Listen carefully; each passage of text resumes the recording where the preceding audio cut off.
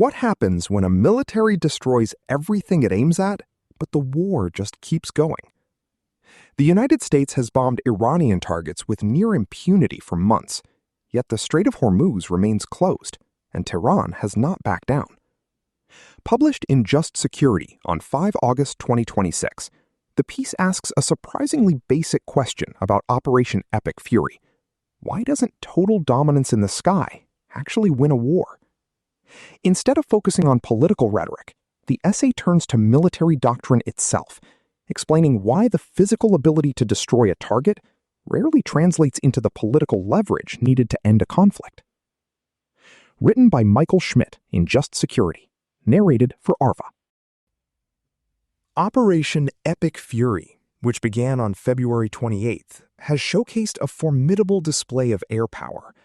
U.S. aircraft have struck targets including air defenses, coastal surveillance systems, command and control facilities, missile and drone sites, naval forces, and communications networks. As the war drags on, with the Strait of Hormuz closed and Iran retaliating across the region, the target list increasingly includes so-called dual-use targets that serve both military and civilian purposes. See my analysis. Tactically, the air campaign has been impressive. The United States enjoys not merely air superiority, but air supremacy over Iran, enabling it to strike with relative impunity. AFDP 3-01, Counter Air Operations, page 2. In an earlier Just Security article, I assessed Epic Fury's strategic coherence using key concepts from Clausewitz's On War, particularly those addressing a conflict's objectives, type of war, center of gravity, culminating point, and friction. Here, I want to examine the strengths and weaknesses of air power in achieving strategic objectives, as well as the optimal ways to employ it for that purpose. My goal is to provide readers with a primer that will enable them to draw conclusions about the use of air power in this conflict, both thus far and going forward. The focus is on strategic attack, defined by the U.S. military as an offensive action against a target, whether military, political, economic, or other, that is specifically selected to achieve strategic objectives. The most comprehensive treatment of the subject appears in Air Force Doctrine Publication 3-02, Strategic Attack, August 2025. It is the fulcrum on which the discussion that follows rests. Although service-specific, AFDP 3-02's principles apply equally to strategic air attack by Navy and Marine Corps assets and to coalition partners such as the Israeli Air Force. Most apply equally to strategic attack by non-air means, such as naval cruise missiles or ground fires. 3 caveats are necessary at the outset. First, the utility of air power is highly contextual, turning on the campaign's objective, the assets and time available, the adversary's capabilities and resilience, geography, alliance architecture, and many other factors. Epic Fury faces different constraints and enjoys different enablers than, for instance, Operation Midnight Hammer, the June 2025 strikes on Iranian nuclear assets. In that operation, air power proved relatively effective given its limited objective. Second, air power operates differently in an operation spanning multiple domains and instruments of national power, as here with naval fires, the blockade, sanctions, and diplomacy, than in one relying primarily on air power, such as NATO's 1999 Operation Allied Force, which responded to the humanitarian crisis in Kosovo. In a multi-instrument conflict, crediting or blaming air power alone would be an analytical misstep. Finally, I note that the administration has announced the end of Operation Epic Fury. However, the international armed conflict between Iran and the United States is ongoing as a matter of international law and of fact. For ease of reference, I will use Epic Fury to refer to the hostilities from February 28 to the present. Air power's original promise. Early air power theorists made sweeping claims before the new domain was tested. In The Command of the Air, 1921, Italian General Giulio Douhet argued that aircraft could bypass the enemy's army and navy to strike its vital industrial and population centers, bringing a state to its knees without a ground campaign. Hugh Trenchard, the Royal Air Force's first chief of the air staff, similarly asserted in 1919 that, quote, at present, The moral effect of bombing stands undoubtedly to the material effect in a proportion of 20 to 1. In the United States, General Billy Mitchell made a similar claim in Winged Defense, 1925, while the Air Corps Tactical School's industrial web theory posited that because a modern war economy is a web of interdependent nodes, precision strikes on a few nodes could cause its collapse. They correctly understood that air power could be leveraged to deny enemy forces sanctuary beyond the battlefront and enable direct strikes on the enemy's sources of strength, such as its industrial capacity. What these early theorists got wrong was the mechanism and timetable. For instance, the 1945 United States Strategic Bombing Survey found that German armament production rose through 1944 despite Allied bombing, although the later focus on oil and transportation did impact the war economy. Civilian morale fell sharply, but bombing did not by itself produce political collapse or surrender. In other words, bombing was not a panacea. It needed to be applied surgically and over time. It is a strategic enabler, not the only solution. Current U.S. military doctrine is accordingly more modest. Observing that, quote, early air power advocates suggested that strategic bombing alone could win wars, it notes that, since then, we have learned that strategic attack operations provide the bedrock for strategic deterrence, give our nation's leaders timely and measured options for the application of force, and expand the battle space during joint campaigns. AFDP 3.02, page I. Air power alone is unlikely to yield strategic victory, but it can produce strategic effect, most notably by weakening the enemy's military capacity. Ends, ways, and means. Clausewitz understood that, quote, the political object is the goal, war is the means of reaching it, and means can never be considered in isolation from their purpose. On War, page 87. U.S. Army Colonel Arthur Leakey built on that insight, defining strategy as the confluence of ends, objectives, ways, plans, and means, resources, in his influential 1989 Military Review article, Defining Military Strategy. He illustrated this with a three-legged stool, whose legs must be balanced. The greater the tilt of any leg, the greater the risk. Air Force planning doctrine has adopted this framework, comparing courses of action by, quote, the ends, ways, means, and risks associated with each. AFDP 5.0, Planning, page 47. Analysis of air power's effectiveness turns on where the tilt lies. When the ends are the problem, air power is doing what was asked, but the ask was flawed or has changed. Doctrine requires that strategic objectives be, quote, clear, decisive, measurable, and attainable, and tied by cause and effect to the efforts aimed at achieving them. Because they are not static, realignment is called for when they and the operational environment fall out of alignment. AFDP 3.02, pages 5 and 6. Ways are the problem when the objective is attainable, but the concept for the use of air power is misaligned, as when it focuses on attrition of enemy forces without regard to the effects the ends demand. Means are the problem whenever the concept is sound, yet the assets are insufficient. In this regard, requirements for air power will almost always outpace its capacity, page 29. Epic Fury's publicly stated objectives and political rhetoric have not always aligned. Official U.S. military aims have emphasized Iran's missile forces and production capacity, naval and security infrastructure, support for proxy groups, and its nuclear program. Statements from U.S. and Israeli political leaders and the opening attacks on Iran's leadership also suggested ambitions involving regime change, while later phases have placed increasing emphasis on reopening the strait and changing Iranian behavior more broadly. The result is an end state that appears to shift over time, leaving the relationship between ends and ways imprecise. Indeed, the concept has drifted toward gradualism, applying force in bursts separated by pauses. President Donald Trump announced another round of strikes on August 2nd. Recently, means have become a problem too, as reflected in current concerns over dwindling munitions and interceptor inventories. As a consequence, air power is operating in a strategic fog. What air power is good at? Since the effectiveness of air power is context-dependent, much depends on what it is used for, how it is used, and with what means. Still, air power is generally well-suited to certain uses. Denying the enemy the air domain. Control of the air ranges from parity through superiority to supremacy. AFDP 3-01P. 2. And doctrine treats its attainment as a sine qua non. Quote, one of the highest priority objectives for air component commanders is gaining the degree of control of the air necessary to make other operations possible. AFDP 3-02, page 7.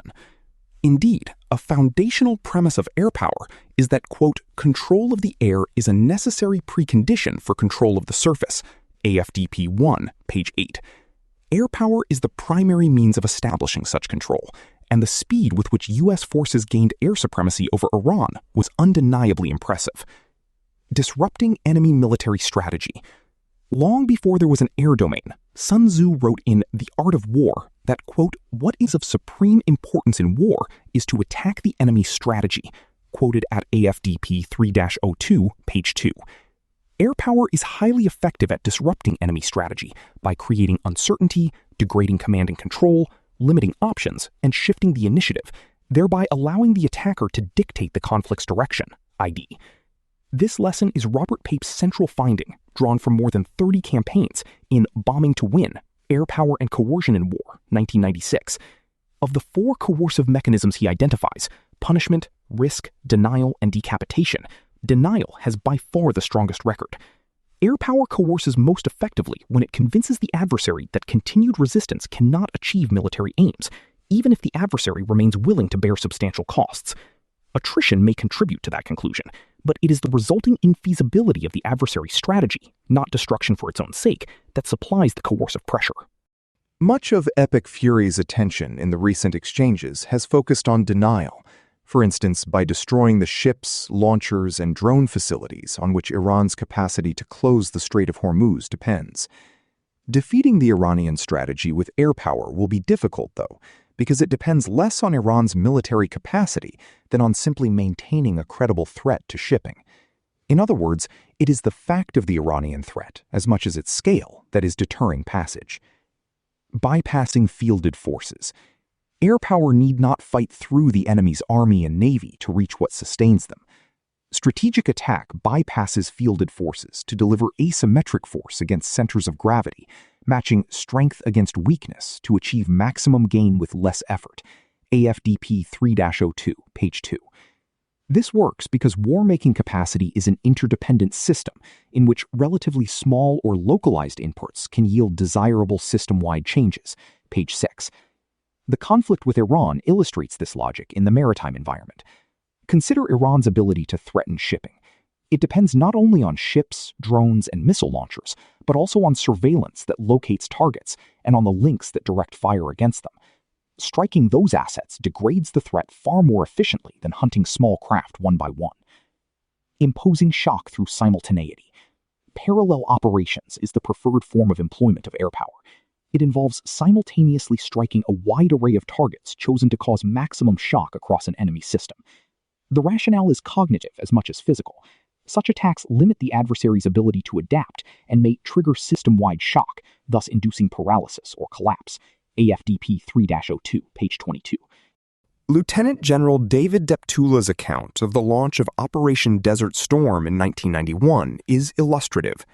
Parallel war, he explains, entails more than compressing sequential attacks into one simultaneous attack. It exploits 3 dimensions at once: time, space, and levels of war.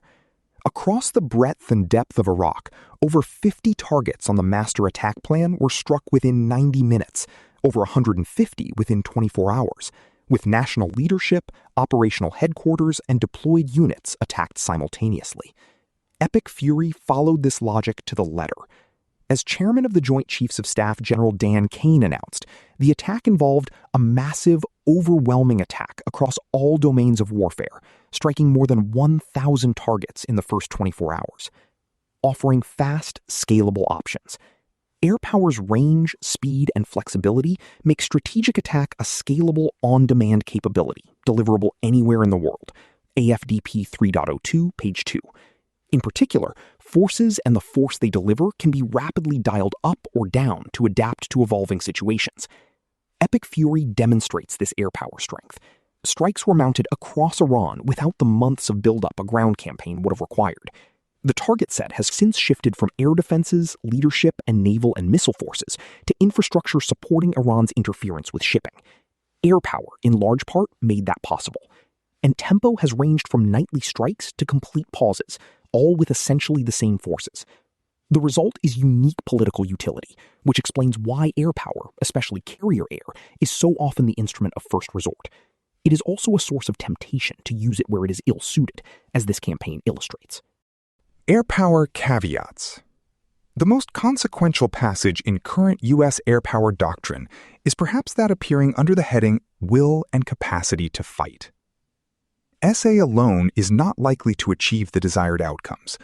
Successfully conforming adversary behavior to our security interests normally requires a comprehensive strategy, one that combines all instruments of national power, diplomatic, informational, military, and economic, in a working concert. When forces employ it in unison with other forms of national and military power, SA can generate an enabling symbiotic effect. AFDP 3-02, page 10. It is telling that the service most invested in air power stresses its limits as an independent tool. 5 caveats loom large. Coercion can harden resolve. War is about coercion, making another state take an action it does not wish to take, or refrain from one it wishes to pursue. The key to coercion is to deter or compel with sufficient strength and credibility, such that the adversary, facing the cost of non-compliance, chooses the course the attacker wants. AFDP 3-02, page 8. Compellence is the harder task, for it seeks to change behavior already underway. This means that the choice of compliance remains with the adversary. Page 9. Moreover, susceptibility to compellence relates inversely to its adversary's willpower and what it perceives to be at stake. In other words, the risk is that the enemy's resilience will exceed the will or ability to continue engaging in the coercive actions. Pages 8 to 9. The challenge of coercion through air power is structural, not a matter of execution. Airstrikes can expend one form of leverage, the threat of damage still to come, while generating another by demonstrating capability and resolve. Against a finite target set, however, the coercive value of additional strikes may diminish as the campaign progresses, especially once the most valuable and vulnerable targets have been attacked. Moreover, air power is generally less able than, for instance, occupation or blockade, to impose a continuously operating condition that the adversary must reverse. Persistent air operations can maintain pressure, but between individual strikes, the coercive condition is often less tangible than the continuing loss of territory or denial of access imposed by surface forces. Rather than an ongoing condition that it must negotiate or fight its way out of, the adversary faces discrete events it can choose to absorb. The coercer can only promise more of what it has already done, which is precisely what the adversary has shown it can survive. Epic fury bears this out. 5 months of uncontested air supremacy have produced extensive destruction, but not compliance, partly because the most valuable targets were struck first. Killing the supreme leader on opening night expended the campaign's greatest leverage before bargaining began, and signaled that regime survival was at stake, which goes far toward explaining Iran's willingness to endure great pain. Having withstood the campaign, Iran is emboldened. See also Pape on relative power. Relatedly, compellence carries the risk of escalation, as the attacker may feel compelled to climb the escalatory ladder if coercive actions fail. AFDP 3.02, page 9. But escalation is not the attacker's prerogative alone. Iran has escalated horizontally rather than vertically, striking across the region and at shipping, rungs regarding which Air supremacy counts for little, and for that reason, the ones available to Iran. See also Pape on escalation. Now it plays the role of the coercing party by putting shipping through the Strait of Hormuz at risk. Shock erodes over time. The shock described above depends on the rate at which strikes occur. That rate is difficult to sustain because munitions, sortie generation, and crew endurance are finite. Doctrine therefore observes that parallel operations may be foreclosed by, quote, resource or political constraints, and warns that proceeding sequentially, quote, compromises air power's ability to mass and produce shock. AFDP 3.02, page 23. Parallel operations are easiest to sustain during the opening phase of a campaign. But over an extended campaign, resource, political, and operational constraints ordinarily force a greater sequential component, reducing the advantages of simultaneity and shock. Epic Fury illustrates this dynamic. The first night was doctrinally parallel, with correspondingly dramatic effects. 5 months later, the campaign proceeds in cycles of strikes and pauses. Doctrine's gradualism, AFDP 3.02, page 28, each affording Iran an interval that parallel operations were designed to deny. And a contest of endurance against dispersed targets is where air power counts the least. Decapitation depends on irreplaceability. Attacking the adversary's leadership is, quote, most effective when an enemy is led by a single charismatic and authoritarian figure who cannot be easily replaced, or against, quote, organizations with rigid, hierarchical leadership structures that make it easy to identify, locate, and remove key leaders and their replacements. AFDP 3.02, page 11. Both cases describe a particular kind of target, one in which authority is concentrated in individuals rather than distributed across institutions. Where authority is distributed, decapitation produces succession rather than collapse. What makes air power well suited to leadership attacks is also its limitation. Once air superiority is achieved, air power can reach a target anywhere on short notice without first defeating the forces protecting it. But the purpose of an attack is to generate an effect, and while air power is uniquely suited to killing individuals, it cannot control succession, a successor's acceptance, or whether the strike weakens or hardens resolve. It cannot, in short, control the effect. Moreover, leadership attacks risk second and third order effects that may jeopardize a country's long-term stability. Accordingly, U.S. doctrine reminds those relying on it that U.S. forces have often avoided attacks on the national leadership of an enemy state to help ensure that authorities exist with whom peace may be concluded. AFDP 3.02, page 11. Epic Fury opened with the airstrike that killed Ayatollah Ali Khamenei. His son, Mujtaba, succeeded him and is considered at least as hardline as his father, while institutional authority, especially within the Islamic Revolutionary Guard Corps, survived and may have strengthened. Air power was well suited to conduct the leadership strike, but it had little ability to control the political and institutional consequences of Khamenei's death. Air power cannot hold territory. Air power's advantages, range, speed, flexibility, and the ability to strike without proximity, stem from not being present. Yet presence is what holding territory and the related ability to verify the effects of an attack require. For instance, an aircraft can destroy a facility, but confirming what was inside it from the air, or space, is another matter, as is gauging the attack's indirect effects, the direct measurement of which, doctrine concedes, may not be possible. AFDP 3-02, page 26. The current campaign confirms this premise. Air power has failed to topple the regime or reopen the strait. The former would require the ground operations the air attacks failed to make unnecessary, and accomplishing the latter has proven unachievable so far, despite air supremacy. As for the nuclear piece, Trump claimed Iran's capability had been obliterated during Operation Midnight Hammer, yet renewed operations within a year demonstrated that air attack had not definitively resolved the issue, at least not according to administration justifications for Epic Fury. Today, the location and disposition of substantial enriched uranium stocks remain unverified. Reliable accounting will require renewed Iranian declarations and effective on-the-ground access for the International Atomic Energy Agency.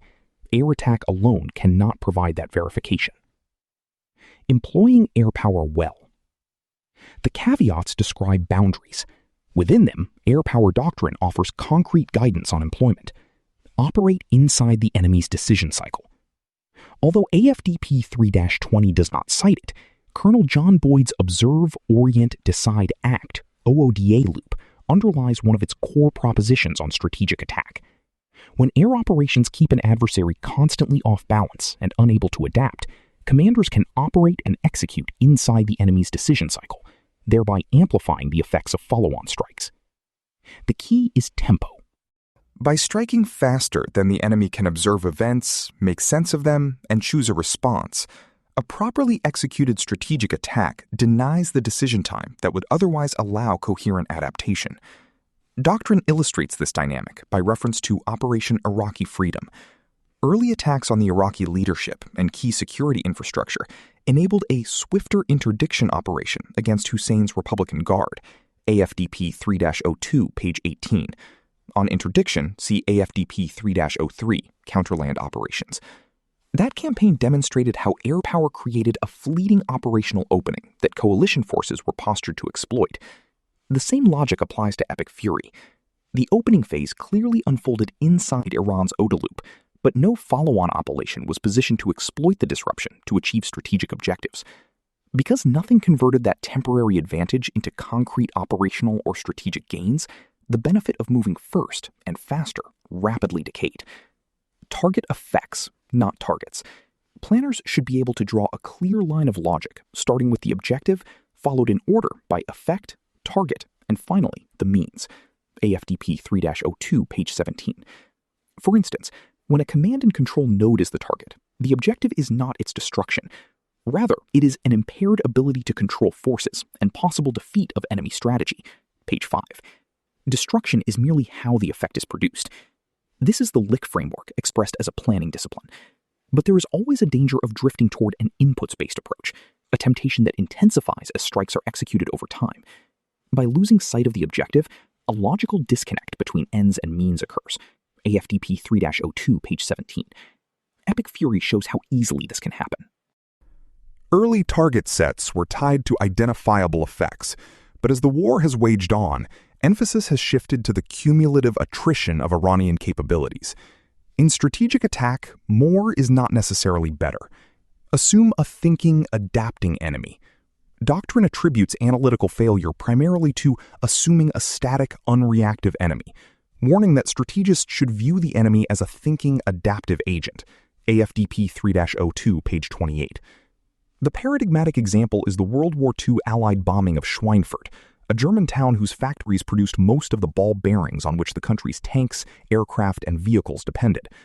The raids inflicted heavy damage, but the Germans had stockpiles, could buy abroad, and could redesign machinery to use fewer bearings, so production never collapsed. The strikes worked, the theory did not. Planners should expect the enemy to work continually to defeat strategic attack and avoid projecting their own internal values and perceptions into estimates of adversarial rationale, pages 17 to 18. Iran has adapted in the same way. First, it closed the Strait of Hormuz. With that adaptation, its strategic capacity rests on mines, small craft, and shore-launched missiles, which are cheap, mobile, dispersible, domestically produced, acquired abroad, and replenished relatively quickly. U.S. strikes reportedly destroyed substantial portions of that inventory, but they did not secure durable freedom of navigation. Commercial traffic through the strait remains severely constrained. U.S. military leadership anticipated this possibility, but political decision-makers rejected the premise. Integrate, do not merely accumulate. Strategic attack offers independent and potentially decisive options. Still, doctrine holds that it is usually most effective when employed in conjunction with joint all-domain operations and other instruments of national power. AFDP 3-02, page 23.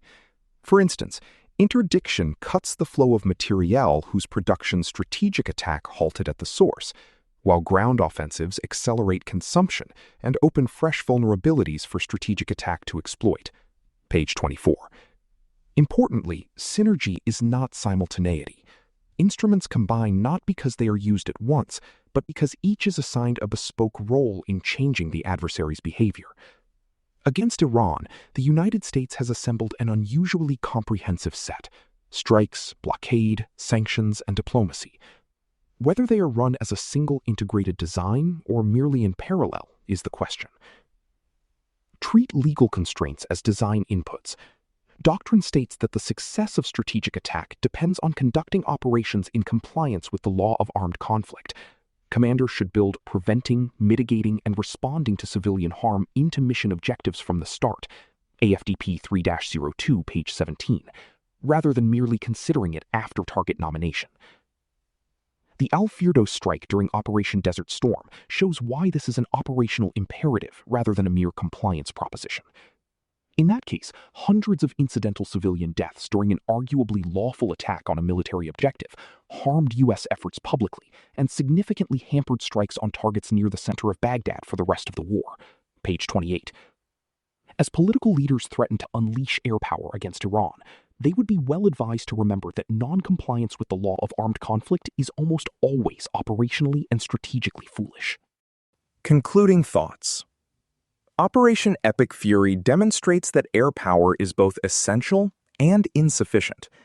U.S. forces rapidly achieved air supremacy and substantially degraded Iranian military capabilities, but strategic success ultimately depends on altering Iranian behavior in ways that advance U.S. geopolitical objectives. 5 months into a campaign that was originally promised to last weeks, and with Iran continuing to control the vital Strait of Hormuz, which was open when the operation began, U.S. military operations, including the air campaign, have fallen short. Tactical and operational success has not yet translated into the desired strategic outcome. Should hostilities continue, the manner in which air power can be used to achieve U.S. objectives is increasingly limited, even if those objectives were clear. And the enemy gets a vote. Iran has absorbed extensive damage while adapting horizontally and asymmetrically to U.S. operations. By threatening regional interests and maintaining its hold over the strait, it is pursuing a coercive strategy of its own, and, thus far, doing so effectively. Air supremacy has given the United States unfettered freedom to strike at will, but it has not given it corresponding control over Iran's responses, the course of escalation, or the conditions for terminating the conflict. Further airstrikes may still constrain Iranian options, degrade its capacity to sustain operations, and create bargaining leverage. However, their strategic value will diminish unless they are tied to a credible plan to translate military effects into political results. Epic Fury's ultimate measure of success will therefore not be the quantity of destruction inflicted on Iran, but whether the United States' operational advantages can be applied in a way that contributes to an acceptable and durable termination of the conflict.